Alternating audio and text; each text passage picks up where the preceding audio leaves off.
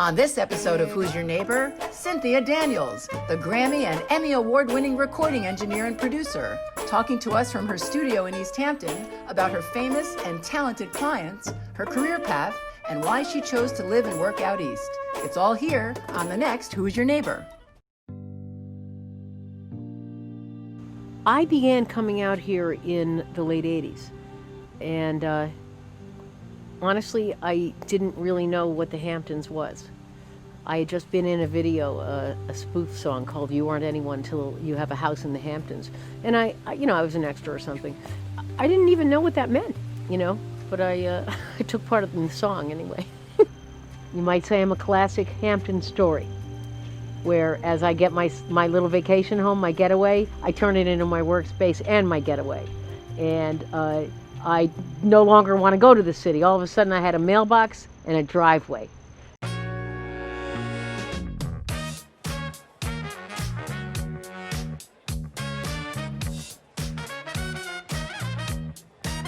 I've worked with so many people that I honor and admire and never expected to be working with. And got lucky, really. At around 16 years old, I was seeing a guitar player. And I just wasn't satisfied sitting on the couch with the other chicks. I kind of like, what that little machine over in the corner. So, and I grew up with electronics and a fascination for electronics and science. I always had the biggest stereo system. So, did I take piano lessons? Sure. Did I study guitar with every boyfriend I had everyone has always got to be a musician, Yeah, they were all guitar players. So I got a little training. It just wasn't formal. I thought, even if I become a great guitar player, how much money could I make? How could I be successful? The odds are against me. I don't know how I had that spidey sense, but I did. And I looked on the back of an album for a job, and I saw this job, recording engineer. And I thought, Eddie Offord, he was a big recording engineer for a lot of British bands. That looks good. And I set my sights on becoming a recording engineer at that age. I was bringing editing work from the city out here and mixing work from the city out here. I was also becoming familiar with some of the local musicians out here. I met Nancy Atlas, and she came to me and asked me to master an album she had done, Swagger. And I just began having more people coming in. I don't think there's a lot of the musicians out here I haven't had here or worked with. And I don't say that without humility, because without them, I would be doing nothing. So I have this small house, and I'm doing a lot of work, and I've got Mama Lee and Little Head Binks. I got bands in one room. I've got my electronic drums with Jim Lawler on, Bosco's sitting on my right, Cliff Black's sitting on my left, Josh Brussels behind me. Mama, I've got these great pictures of us all in this little room, and I did film scores in this little room, and I really worked that space.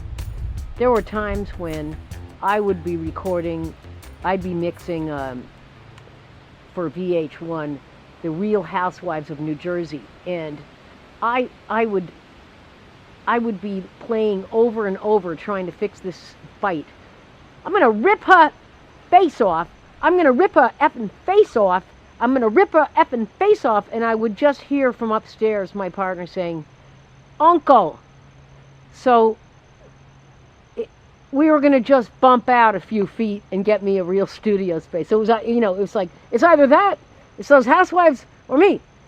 I was thrilled because, honestly, I didn't know how many more famous people I could have walking into my house and saying, "Wow, you're doing this at home?" Richard Gere said that. I believed I had earned my studio.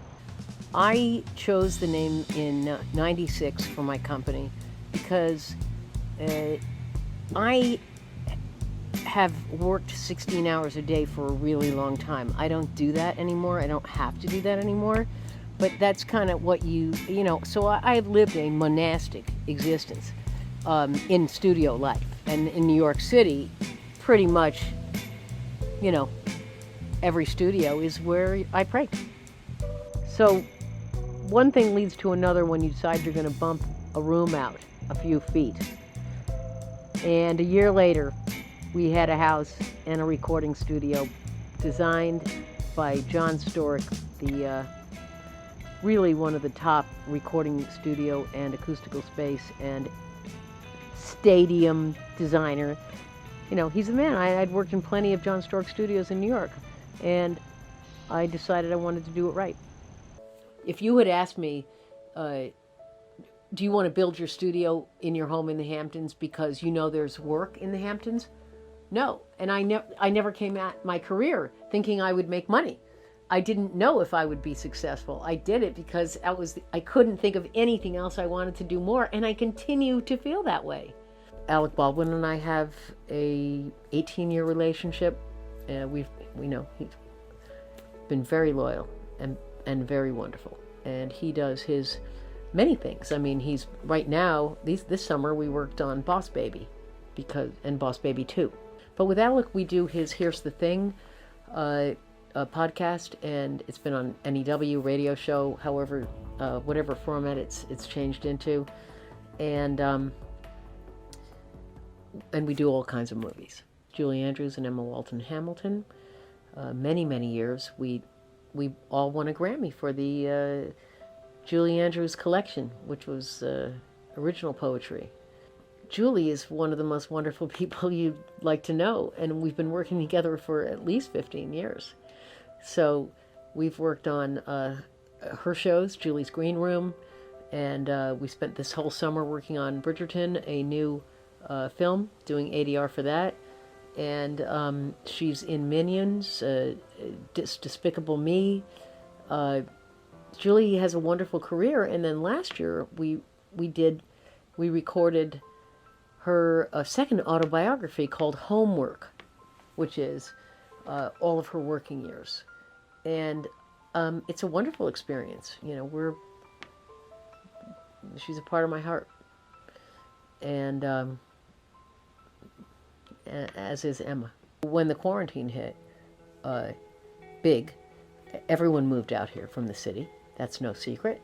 And I had to adapt in a lot of ways. One way was all my other musical projects stopped because we weren't having musicians in the room, and I had to make way for all of the actors and celebrities who were out here and were finishing up productions, which I'm really grateful for. So one week, I had Jimmy Fallon in here doing a duet with Dolly Parton and in Nashville. So I've had so many Zoom sessions. Every session is a Zoom session in the summertime. I mean, now. Bono in Ireland. He did his part in Ireland. And so I've had Beyonce here several times. We've hosted Beyonce sessions.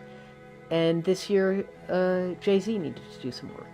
When I was called to do a very special session at the end of August, it was pretty quickly explained to me that it was Paul McCartney. And he was coming in to do a lead vocal on Steve Martin's song, My Best Love. So Steve Martin's son said, why don't you get Paul McCartney to do it? They actually didn't know each other. And without speaking, Paul McCartney agreed to do the song. And he came in and, we had our chef and all of that, of course. Probably didn't even partake, but I had Steve Martin here and Paul McCartney for the day, and that was very special. What do you do after working with Sir Paul? You go to the ocean and you ride the waves and you thank your lucky stars for the beautiful life that I've been gifted to create.